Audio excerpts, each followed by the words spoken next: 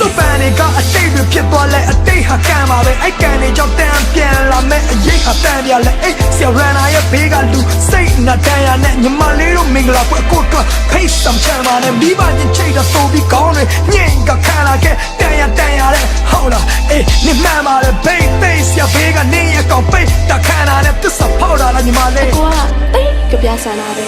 နင်ဘက်ကကြည့်တော့ငွေတမျက်နှာစာအဲ့တော့လမ်းခွဲလိုက်နေတမျိုးလုံးချိန်နဲ့မှာပါပြီးမှရေဆက်ပါတာမပါတော့မပြောနဲ့ငါရဲ့ချစ်ကနေဆက်ကြောက်ဝလာတစ်ခုစားလောက်ရေတွက်ပမာဏနားနဲ့လားအစအတန်းနဲ့ကွာဟာတဲ့ခါအချစ်ကိုမြင်နိုင်ဖို့မျက်နှာဖုံးလေးတော့ခွာချခဲ့ပါဘဝကငါရေးဘူးရဲ့ချင်းတဲ့ကလူနာရတဲ့ကြတထေးမီနဲ့စင်ရတာညားတဲ့ဆိုတော့မြမကားထဲမှာ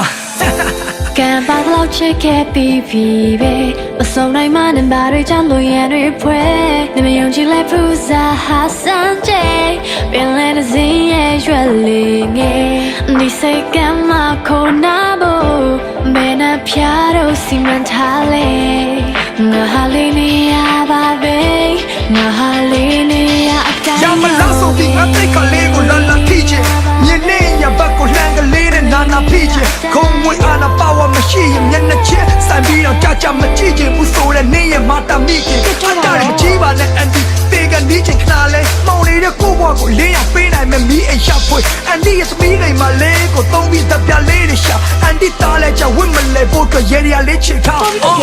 တို့သမီးရလုံးမပြောတဲ့နေရပေါ်လာလေးချိုးမပြောင်းလဲမြချက်ကမန်းရကတဲ့ဒေါ်လာစီလုံးအကိုတို့နှစ်ယောက်ကညာမှာရုပ်ချင်းတည်စင်နဲ့ပြောခဲ့တဲ့ပတ်သက်လေးတွေကိုမြောင်းရင်နဲ့ပလုတ်ချင်းတည်ခြင်းနဲ့ဟန်နီမွန်က